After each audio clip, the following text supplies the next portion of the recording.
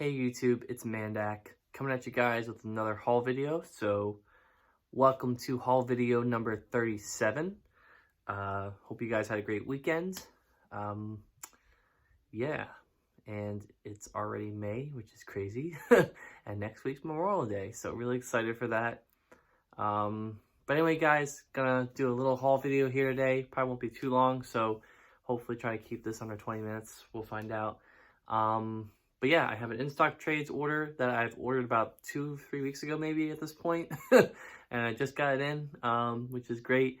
And I also have a Lego set here that I bought using some of the points that I got from my May the 4th sets that I bought last haul video, which I showed. So, but before I get to that, guys, I thought I'd just do my update as to what I've been reading this week. So, earlier in the week, I finished the Charles Soule, Anakin, and Obi-Wan Kenobi miniseries, 5 issues. I don't know what year it came out, probably 2016 or something. And it was all right. Honestly, it's not the best Star Wars related thing that Charles Soule has written. Obviously, that being these, some of the, I think the Darth Vader stuff is probably better, so we'll find out. I think Kieran Gillen wrote the first series, so I haven't read the Soul stuff yet. But, yeah, so that was all right. The characterization with Anakin and Obi-Wan was a little wonky, I thought. Honestly, the most interesting parts of that whole series were the flashbacks to Anakin's, like, training in the Senate, or not the Senate, in the Jedi Temple, which I thought was pretty cool. But the actual plot was kind of meh. I mean, the supporting characters were kind of forgettable, so it wasn't really my favorite. I would probably give it a 6 out of 10, 5 out of 10. It really wasn't that good. I would say if you find it somewhere in like a Books A Million or an Ollie's or something for cheap, it might be worth picking up. But other than that, it's not really the best Star Wars stuff out there, which is disappointing because I like those two characters. It was an interesting concept to look at, kind of that between episodes 1 and 2 era, because we haven't really seen a lot of that stuff in any type of media since Disney bought Star Wars, or bought Lucasfilm, if you will.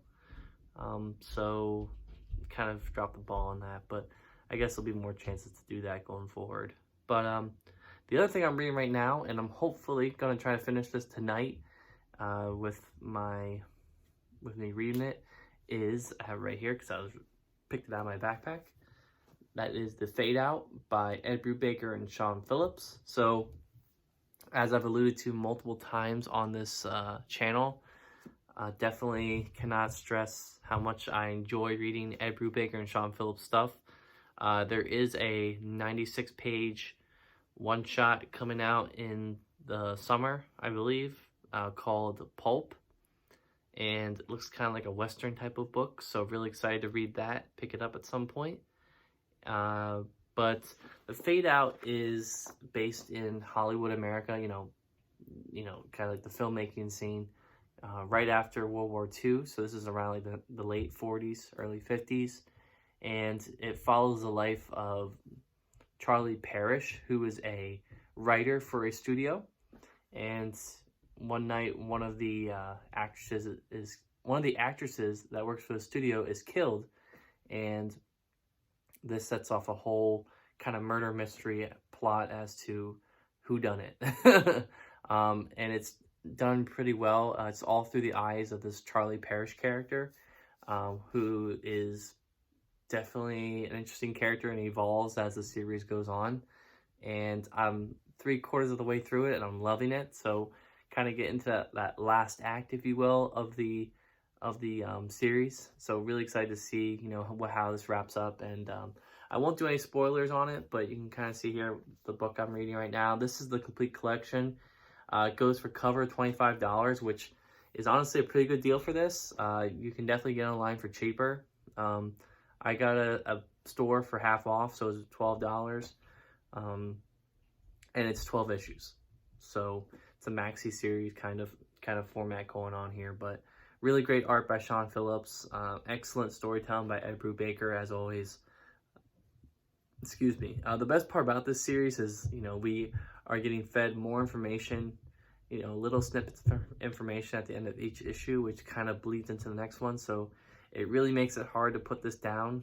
There's just so much characterization and just really good themes going on here in this book. So highly recommend if you're into any type of crime noir, or even if you're a fan of this kind of era of like late 40s Hollywood scene, all that stuff kind of starting up after the war, it might be something worth reading because the context of it is even interesting as well. So really excited, cannot recommend that enough. So definitely go check that out, and hopefully I can give you guys some more takes on it after I finish reading it next week. So yeah, and after that I'm reading Kingdom Come, which is a DC event.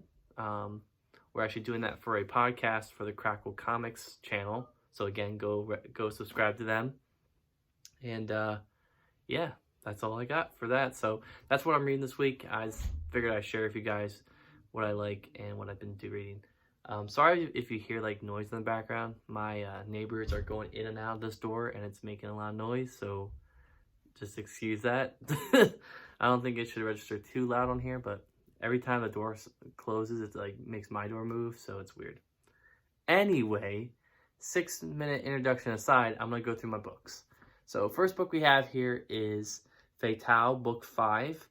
And again, going off the Ed Brubaker, Sean Phillips theme here, we get into the last book of this series. So really excited to have this. I believe this collects like the last 4 or 5 issues. It's like a 25 issue series or something like that. So really excited to have this, and yeah, that is some really scary stuff going on there, but we'll find out.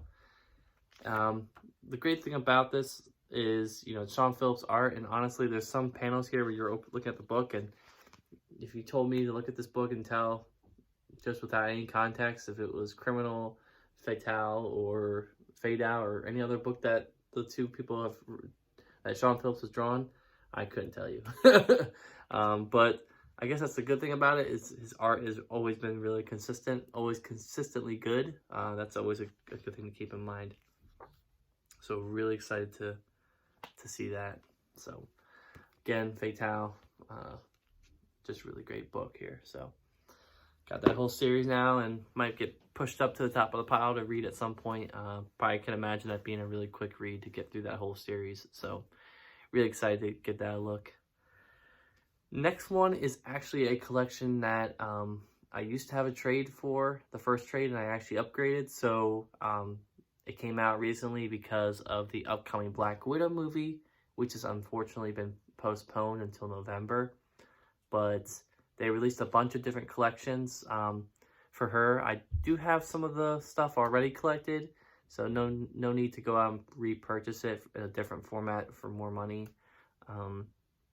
I do want to get I think it's the second Epic collection of her stuff. The first one is just a bunch of guest appearances and stuff like that in like Iron Man books and Avenger stuff, which I have collected in other formats, so there's no need to go out and buy it in another book just to read it all together like that. But the second one I think has like a few mini-series and like different things that I don't think I would ever have like a chance to collect or a reason to collect in another collection. So probably will be picking that up once it gets released.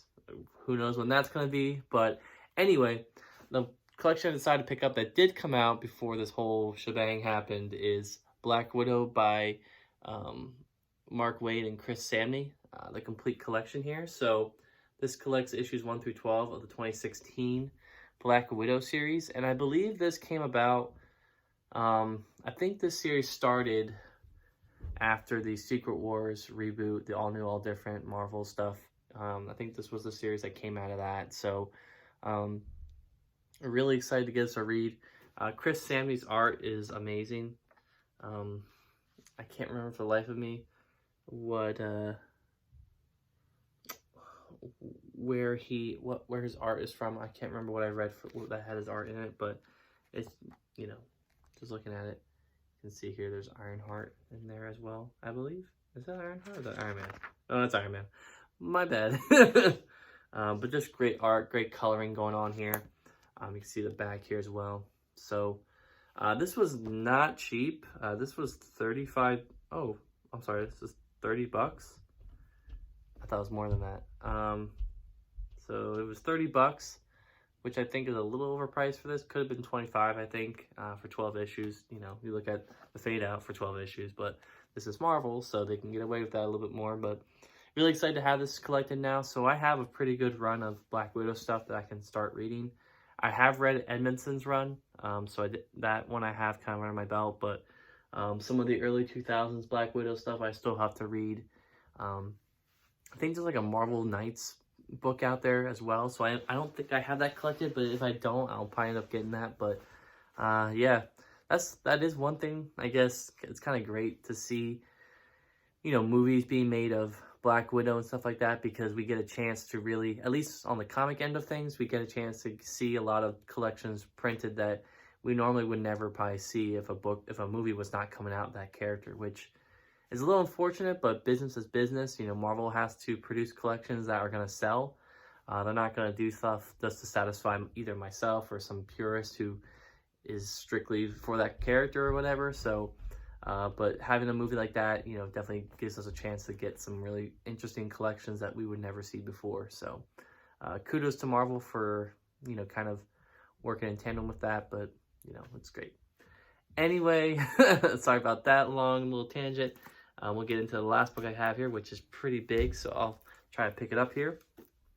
And I got this book here for $29, which I thought was a pretty good deal for it.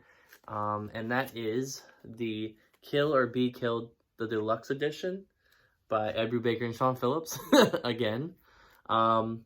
So don't know a lot about this series, so I'll just kind of read to you what's on the back here. So it says, Dylan is just an average depressed grad student, but when a failed suicide attempt changes everything he's ever known, he is propelled against his will into a life of vigilante justice.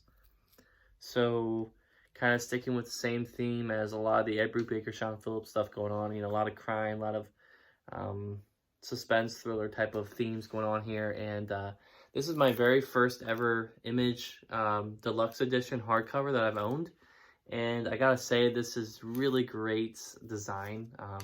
Image really does a great job in their, I guess, collecting category of how they collect the books. And just, it's just a really nice looking book. I would assume this is probably the same size as a regular size, oversized hardcover. But you can kind of see here the front as well. Sorry, there's a lot of reflection. It's just the glare, sorry.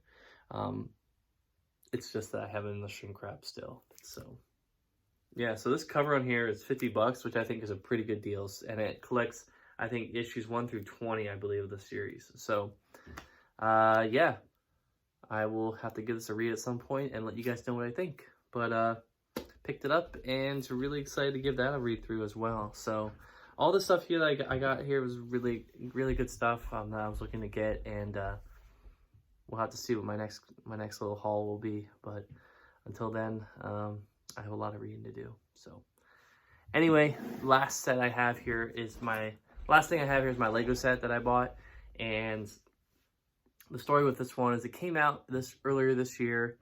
I was not too keen on buying it at the time. I thought it was a little pricey, and there weren't any minifigures in the set, which kind of sucked. Which, you know, obviously a lot of people kind of... I buy Lego sets a lot, you know, for, you know, not just for the sets, but I also like to have, like, minifigures. I'm a big collector of minifigures, and, like, I like displaying them if they're for, like, Marvel or Star Wars or what have you. But this one didn't have any of that, so it's kind of a little bit of a weird set to have. And I decided to buy it because I'm like, you know what? I have $15 credit, and I need something to buy with Legos, so I picked it up. And another reason why I got it is because it's going to go really nice with this set right here. I kind of gave it away, and I'll show it to you. It is the Lego 21321 International Space Station. 864 pieces. Original retail price was $70 for this. I got it for $55. Like I said, I used $15 credit from Lego.com to get this for that price off. So yeah, really excited to have this. It's a really cool piece to own, and It's obviously in like a MIDI scale type of thing. You know, it comes with, I think, like, it doesn't come with minifigures, but it comes with like micro figures, which are like really small figures, I guess. I don't really count them as minifigures, but it comes with a ship as well. And I think there's a stand with it as well, so it'll look nice. You know, it won't just be like built like this and just I'll just have to place on in the cube or whatever. So yeah, you can kind of see here on the back what it looks like as well. And I'm not a huge space person, and you know, this might seem a little out of place for me to get, but I figured, you know what, this is a Lego idea set. It's a high-end set. It's going to be a really cool like talking piece to have. I like I said, I buy a lot of sets for display purposes, kind of, but I also like the building experience. I like building the sets, so this is another one that I'm really looking forward to build. And the amount of Lego idea sets that I have now at this point has gone up a lot. These sets are really, you know, in terms of production value and the booklets and just everything in general, these are just a higher end of Lego sets that you normally don't see in regular retail sets, like go out to Target or Walmart or whatever. You know, I got the Ship in a Bottle set.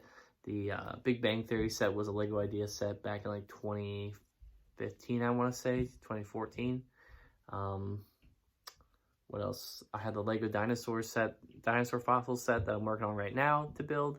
So they're really great sets. They're usually stuff, like I said last week, where, or maybe a few weeks ago, where, you know, Lego doesn't really have a theme that might pertain to that type of set, so they really can't finagle it into that type of set. But the Lego idea sets really give them the opportunity to kind of, you know, make a set that they normally wouldn't make for a different category or theme that they already have. So really excited to have this.